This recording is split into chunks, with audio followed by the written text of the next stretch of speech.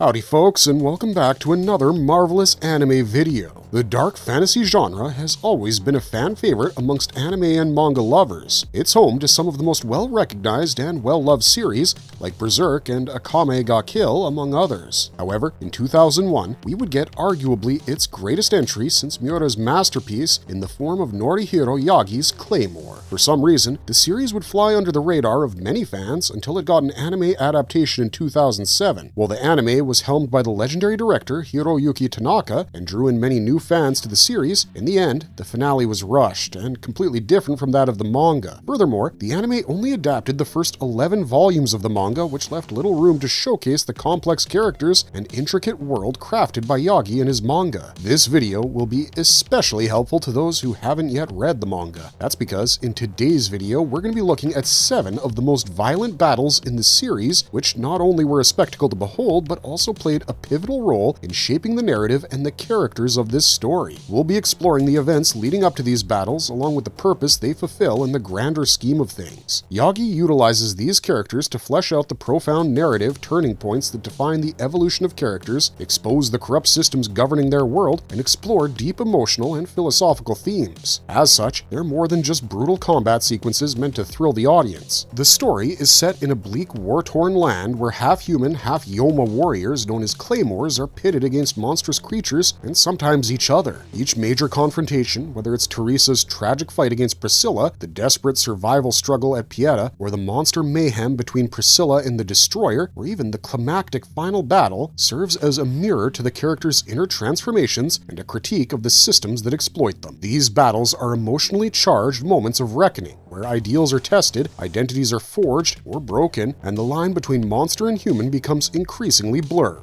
By examining these pivotal encounters, it becomes clear that Claymore uses combat not as an end in itself, but as a vehicle for growth, rebellion, and ultimately liberation. These critical battles propel the story forward and bring its central themes of humanity, vengeance, freedom, and redemption into sharp, unforgettable focus. So join us as we once again take you through this bleak world where monsters wear human faces and the battlefield is where humanity is lost, found, and even redefined. Let's begin. Teresa versus Priscilla, the beginning. Let's start with the fight that kicked off the whole storyline. After Teresa murders a group of bandits to protect Clare, she immediately forfeits her life because of this. One of the cardinal rules of a Claymore was that under no circumstances were they to take the life of a human. To do so would mean that their fellow warriors would immediately execute them. Despite being the strongest warrior in the organization's history, it didn't put Teresa above the law. We also believe that, having discovered Priscilla, they were eager to push her into the #1 position and dispose of Teresa, who had always been a bit harder to control. The powerful yet mentally fragile Priscilla would have been much more malleable, and this provided them the perfect excuse to have Teresa removed from the scene. To this end, they had already sent numerous warriors to perform the task, all of whom had failed miserably. Realizing this wasn't going to be an easy task, they decided to send in their absolute best of that era, from the newly promoted 2nd rank to the freshly demoted 3rd through 5th rank. All of these Claymores were exceptional warriors. Irene, the new 3rd-ranked warrior, was known as the fastest sword among the Claymores. The 4th-ranked Sophia was known as the physically strongest Claymore, and the 5th-ranked Noelle was the swiftest. Following them was the organization's latest prodigy, one whom even Teresa acknowledged that, with time, might surpass even her, the newest 2nd-ranked warrior, Priscilla. They would cross paths with Teresa, and the fighting would begin almost immediately. Despite being some of the strongest warriors out there and combining their strength, Teresa defeats them almost nonchalantly. Despite their immense strength, speed, and agility, it amounts to nothing in front of Teresa's overwhelming power, even when she's not even using 10% of her Yoki. This was thanks to her ability to sense even the most microscopic flow of Yoki within her opponent, which allowed her to predict her opponent's moves even before they happen. However, having been softened by her time with Clare, she doesn't kill her foes and spares them, which comes back to haunt her later. Irene puts the pressure on Priscilla to complete their mission, as she was the strongest of them all, and Teresa had struggled against her a bit. Priscilla herself could not comprehend how she and her fellow warriors, despite being in the right in her eyes, had lost to someone who represented evil and lawlessness in Teresa. In her fragile mind, she'd believed that the so-called forces of righteousness always prevailed over evil no matter what. Her naive sense of justice would be her undoing as she clashed with Teresa, but once again, the senior warrior would prove to be overwhelming. Growing increasingly desperate and frustrated at being so clearly outclassed, she begins to release her Yoki recklessly as she begins to awaken. Now, as we all know, once a warrior awakens, there's no going back in 99.9% of cases. Realizing what was happening, Teresa tries to calm the young warrior down, but by this time, Priscilla had already gone past the point of no return, and taking advantage of Teresa's momentary lapse in attention due to her transformation, she decapitates and kills her. She then goes on to kill Noelle and Sophia before walking past a traumatized Teresa and flying off in search of fresh prey. This fight is important because it provides the context regarding Clare's motivation for her quest for vengeance. It's therefore not a stretch to say that this fight provides the emotional foundation for the entire series. It also shows us just how powerful these warriors can be and establishes the big bad of the series. In the context of the larger lore, with the birth of a being greater than even the abyssal ones, it destabilizes the status quo between the three abyssal beings and the organization. Overall, this fight really sets the tone for the entire series. Cassandra versus Roxanne. Revenge from beyond the grave. The feud between Cassandra and Roxanne is one of the most well-documented and tragic stories in all of Claymore. Roxanne of Love and Hate and Cassandra were both considered among the 8 strongest #1 warriors who have ever existed in the Claymore's history. As such, their powers were devastating, and a clash between the two would be astronomical in proportion. To give some context to their shared history, let us go through the lore a bit. Cassandra was considered the undisputed #1 of her era.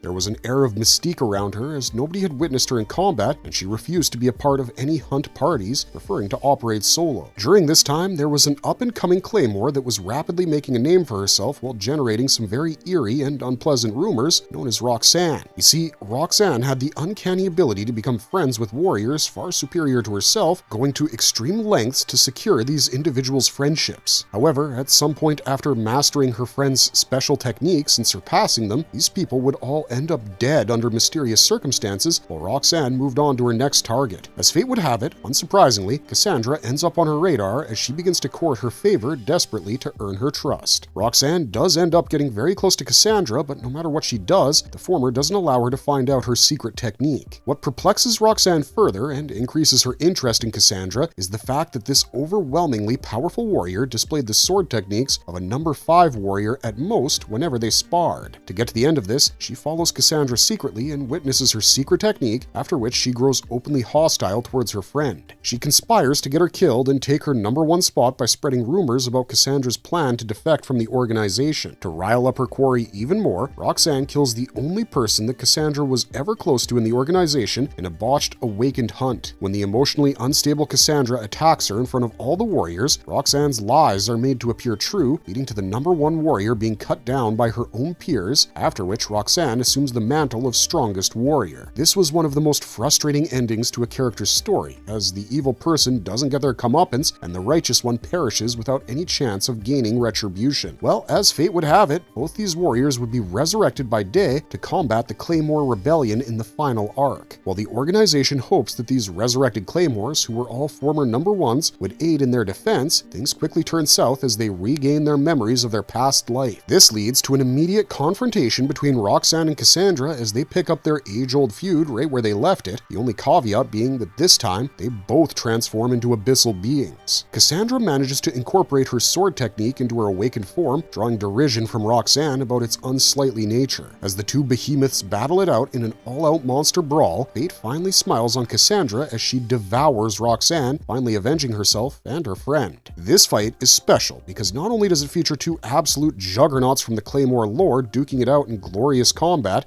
it also finally provides that deserved ending for Roxanne and a retribution for Cassandra, her friend, and the countless victims that the evil Claymore killed. Roxanne's death is satisfying narratively and emotionally, but she's quite clearly the most hated character in the series. This is one of the only abyssal being versus abyssal being fights that was deeply personal in nature, adding that extra spice to it.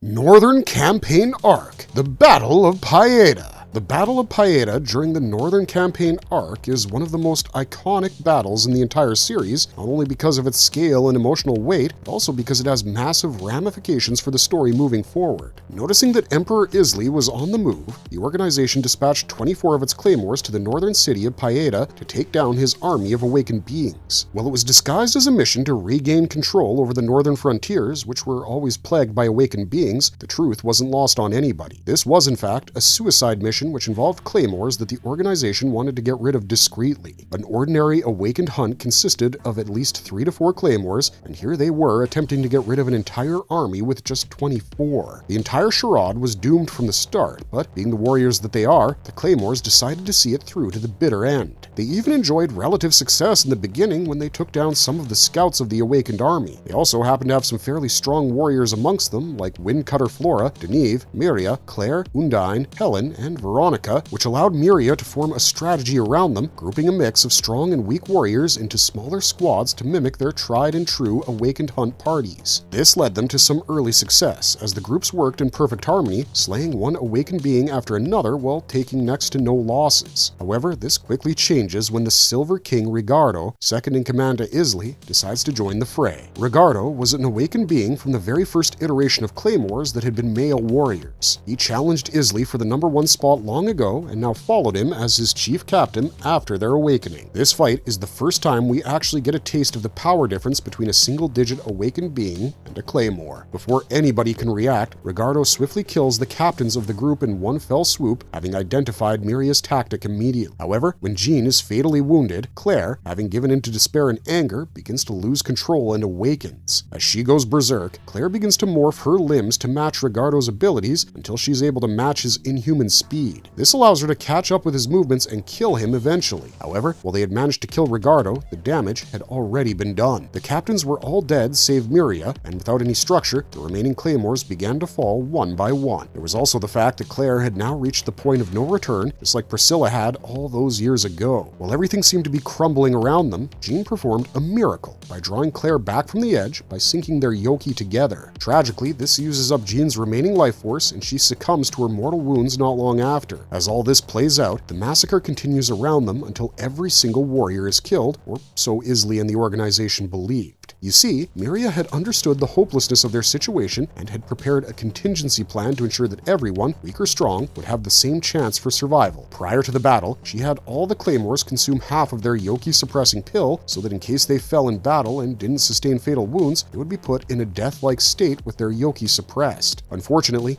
only 7 warriors survive in this manner, and they go on to become a renegade group called the 7 Ghosts of the North, who play a pivotal role in the events leading to the end of the series. Why this battle is critical is because it lays the groundwork for the second part of the series after the time skip. It also presents a large-scale battle scene, the likes of which we have yet to see in the series until then. From a narrative perspective, they finally completely drop the veil from the organization's dubious nature.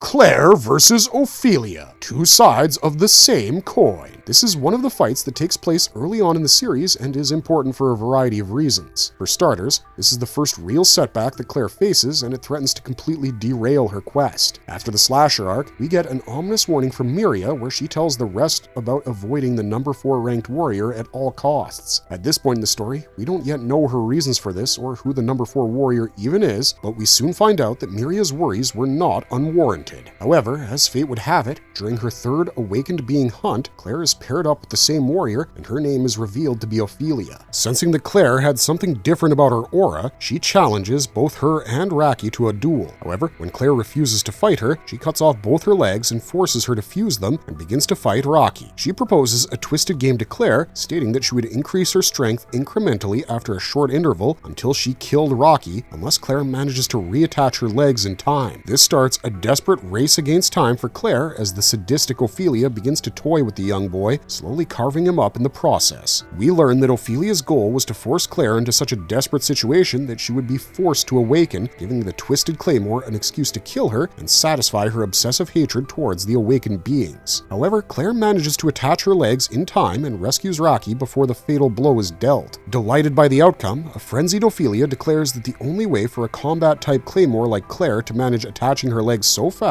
was if she had awakened, and begins to attack her. But fortunately, the fight is interrupted by the arrival of the true awakened being. Using this as a distraction, Clare and Rocky immediately make a break for it and escape the scene. Clare, knowing full well it wouldn't be long before Oilia dispatched the awakened being and caught up with them, makes Rocky go a separate route, promising to find him. A promise she wouldn't know at the time would take her almost the entire story's length to fulfill. Meanwhile, the awakened being snaps Oilia's neck by twisting it 180 degrees, but to its surprise, this does not kill Oilia, confirming that Oilia had partially awakened as well. The number 4 warrior then quickly kills the monster and catches up with Clare. As the two duel, Clare fakes having been dealt a fatal blow and falls off a cliff into the river after Oilia dismembers her arm and slashes her torso. However, her ruse isn't enough to throw off the wily Oilia, as she finds the sadistic warrior standing over her as she crawls out of the water, wounded. Oilia reveals that while Clare's ploy was indeed admirable, what had given her away was the fact that she had clutched onto her severed arm, which was something that a dead person would have no need for. Stating this, she completely disintegrates the severed arm, effectively destroying Clare's hopes of ever wielding a weapon again. However, just before she's able to land the final blow, Oilia is interrupted by a hooded figure whose sword technique not only nullifies her rippling sword technique, but completely overwhelms her, leaving her on the brink of death. We find out that this hooded figure was none other than Irene, who had survived all these years after everyone had presumed that Priscilla had killed her on that fateful day. She had been drawn to that spot from her hideout, which was nearby, after sensing Teresa, not knowing that it was actually Clare. The former warrior nurses Clare back to health and tries to train her in her quicksword technique, but Clare isn't able to master the technique with her remaining arm. After considering the fact that Clare was continuing Teresa's legacy and hunting Priscilla, Irene entrusts her own arm and technique to Clare, after which the young warrior sets out into the world once more. While this has been happening, Oilia has been struggling through the woods injured, and she reveals her vulnerable side during this time. We learn that her brother had died while trying to save her from none other than Priscilla. This had led her to develop an unhealthy obsession with killing awakened beings, along with harboring a deep-seated hatred for Priscilla. As she curses both Irene and her brother in that moment of rage and weakness, she unwittingly awakens. Clare finds her in her awakened form, and the two resume their battle. However, now equipped with a new arm and a powerful technique, it's Clare's turn to take the fight to Oilia. As the battle drags on, Oilia eventually sees her reflection on the lake's surface and realizes she's actually become the very thing she hated.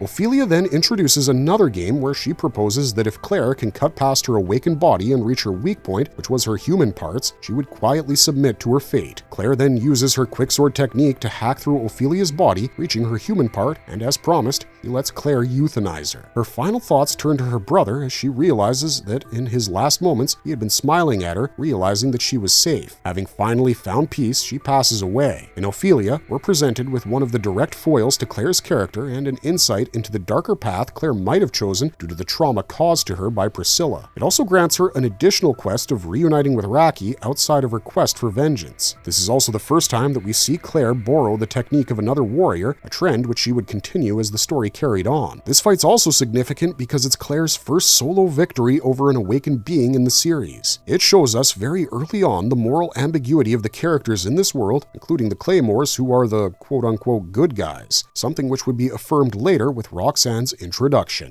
The Destroyer fused with Riefel, and Dauf versus Priscilla. Monster Brawl. This unholy amalgamation is the first creature in the series that truly rivals Priscilla in terms of power and even surpasses her in a lot of ways. We learn that when Raffaella had come across her sister Luciella following the former's defeat at the hands of Isli, and despite attempting to kill her, she had subconsciously given her sister some of her Yoki. Due to this, their essences had fused, lying dormant until they were probed and awakened thanks to the interference of the former Claymore Riefel, who nudged their consciousnesses. It's important to remember that Luciella and Raffaella were the first and second warriors of their generation, with the latter being one of the 3 original abyssal beings. It's therefore no surprise when their fused form awakens, and the resulting creature would possess powers beyond that of an abyssal being. The Destroyer is a being of entropy driven by a singular instinct to consume everything into nothingness. After being defeated by Priscilla, it somehow manages to fuse with remnants of Riefel, another abyssal being, and Dauf, a rank 3 awakened warrior. The resulting being looks like Riefel, but with the combined power levels of all these creatures, making it a legitimate threat to Priscilla. As the two creatures that now exceed the power levels of the abyssal ones clash against each other, the battle turns into a stalemate, with neither giving an inch in this unholy fight. The Riefel-like creature displays all the abilities of Riefel and Dauf, along with the parasitic powers of the Destroyer.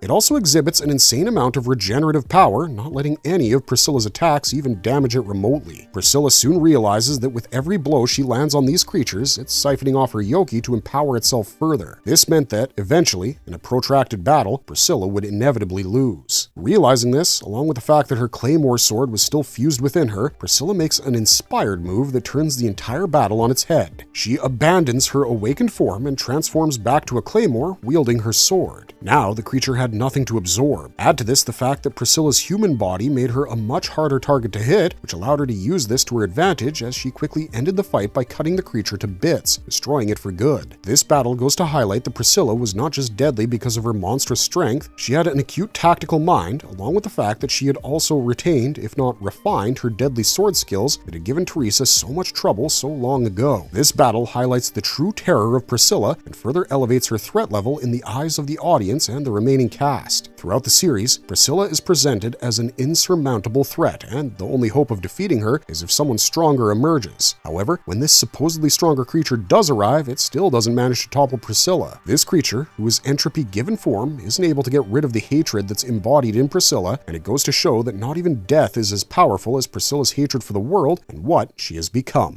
Isli versus Luciella, a battle of the original Abyssal Ones. This fight is important to the series because, once again, it lends to providing the groundwork for future events like the creation of the Destroyer and the crumbling of the current world order in Claymore. For the longest time in history, the island where the story takes place was unofficially divided into 4 parts. The northern region belonged to the only male abyssal being, called Isli. The southern region belonged to Luciella, whose awakening had almost destroyed the organization itself. The western region belonged to the first ever female #1 warrior. The East was under the control of the organization. The weakest power in this link was the organization, but nobody disturbed the status quo, as the abyssal beings were all almost equal in power, and any victory for anybody would be pyrrhic in nature. The abyssal beings, as you might have guessed, were the awakened version of the #1 warriors. So great was their power and terror that the organization effectively washed their hands of them and refused to engage these creatures under any circumstances. It was their creation that had led to the organization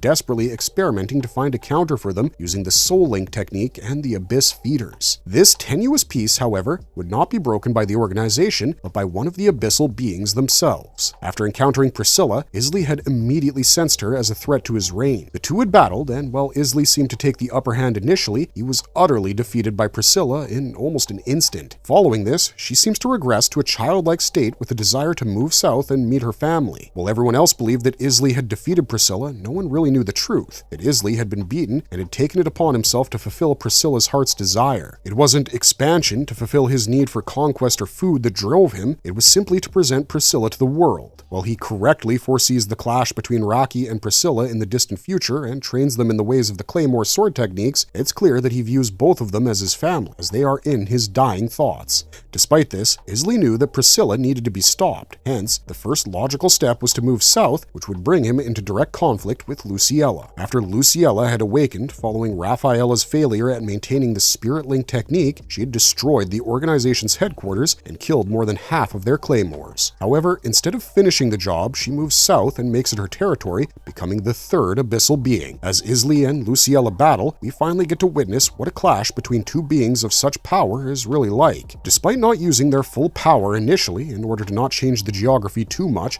their fight is still beyond the scope of even the strongest claymores. We also learn that Luciella had been cheating and using her awakened powers, and in response to that, the two finally decide to go all out against each other. The aftermath of the battle sees Luciella defeated and weakened severely, but Isli himself is also at the brink of death. Riefel and Dauf, trying to take advantage of this, appear at the location only for Riefel to finally realize that the rumors about Isli's victory in the north were a sham, and standing before her was a creature far more powerful than either of them. This sends Riefel on a desperate hunt to recruit more powerful awakened beings to her side, and she luckily stumbles upon the fused dormant remains of Luciella and Raphaela as well. This battle is important not because it finally shows us the true power of the abyssal beings, but also because it finally starts moving the plot towards the endgame. Although we don't get to see the entire fight except for the beginning and the end, its impact reverberates across the entire series.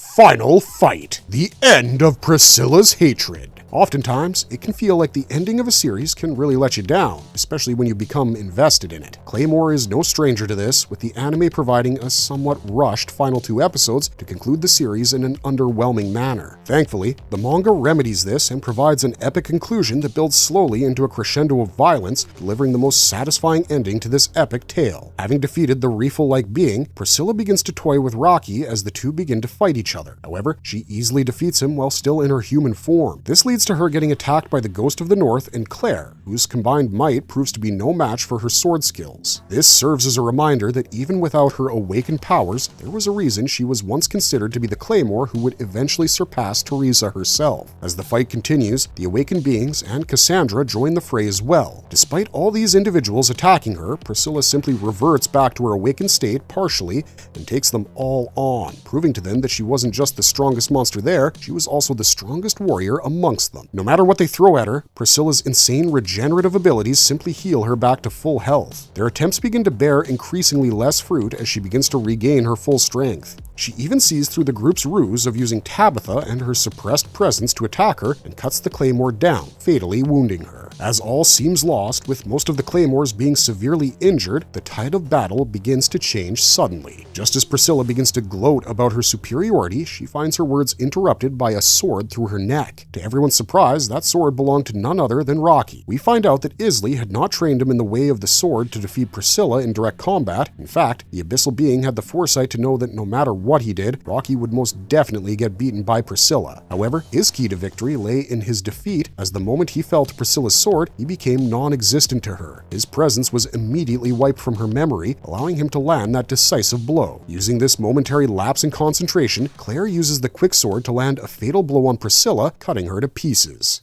As everyone gathered to celebrate their victory, the wounded Tabitha warned them that she could still feel Priscillas Yoki. We find that having been driven into a corner, Priscilla had begun devouring Cassandra, incorporating her into her body. As she emerges for a second round, she does the same to the awakened being Oilia. This once again swings the battle in her favor as she quickly begins to overwhelm everybody in her path. In this moment, when all hope seems lost, Clare finally understands Rafaela's parting words to her and unleashes her full Yoki. As the dust settles, Teresa of the faint smile returns once more to the battlefield from within Clare. Seeing her old foe and the object of her hatred come to life once more in front of her eyes, Priscilla tries to attack Teresa immediately, but the former calls out to Cassandra and her pride as her #1 warrior to stop being controlled by Priscilla. She challenges her fellow #1 warrior to a duel, which makes Cassandra leave Priscilla's body, weakening her considerably. This encourages the rest of the absorbed awakened beings to do the same, but Priscilla kills them. As the ghosts urge Teresa to kill Priscilla while she was still weak, she reveals that they had already defeated Priscilla, and all that remained was a husk filled with hatred.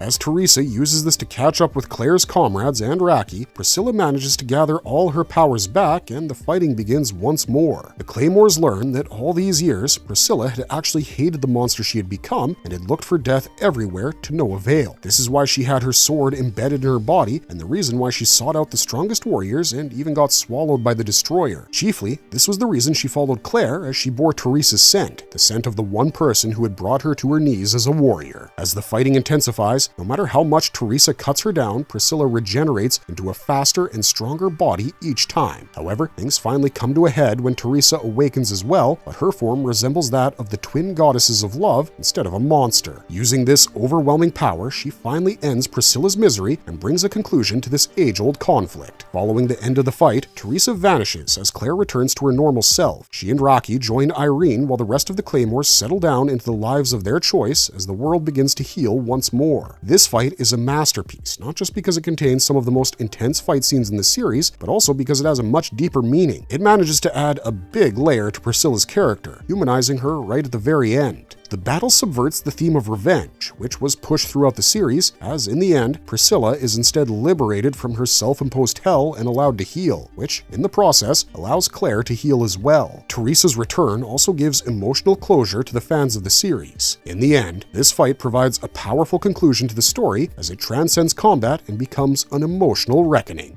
Marvelous verdict! Right. The critical battles in Claymore that we've mentioned today aren't merely violent encounters and flashy set pieces. As we showed you, these moments serve as turning points that shape the emotional, thematic, and political trajectory of the story. From the tragic duel between Teresa and Priscilla to the northern campaign against Oilia and the final confrontation between Teresa and Priscilla, each major battle advances more than just the plot. It highlights the major themes of the series, such as the fragility of humanity, the weight of memory, and the cost of power. Early conflicts, such as Teresa's death, establish the story's moral complexity and its refusal to follow predictable arcs. The battle at Paeta not only reduces the Claymore ranks, but also becomes a crucible for survivors like Clare and Miria, whose evolution fuels the resistance around the organization. Later, encounters with beings like Refil, Luciella, and the Destroyer reveal how warped and tragic these characters truly are after having been caught in the organization's system built on dehumanization. In essence, these battles are milestones in the characters' psychological and moral journeys. They underscore a powerful message. True strength lies not in dominance or survival, but in reclaiming one's humanity, even in the darkest of worlds. Each major conflict is a step towards liberation, not just from the organization, the Yoma, or even the awakened beings, but from the trauma, control, and dehumanization that the characters were subject to. Ultimately, Claymore is a story not about war, but about what it takes to end it, and who we become when we survive it. What other battles from this series do you think should have made it onto this list? Let us know in the comments down below. Be sure to also let us know which fight is your favorite, because, well, we just want to know. Thanks for sticking with us right to the end of this one. If you enjoyed this content, be sure to check out the rest of our marvelous channel, where we post daily videos about your favorite anime and manga. For now, though, it's time for us to say goodbye. We hope to see you soon in the next one, but until then, stay safe and stay marvelous.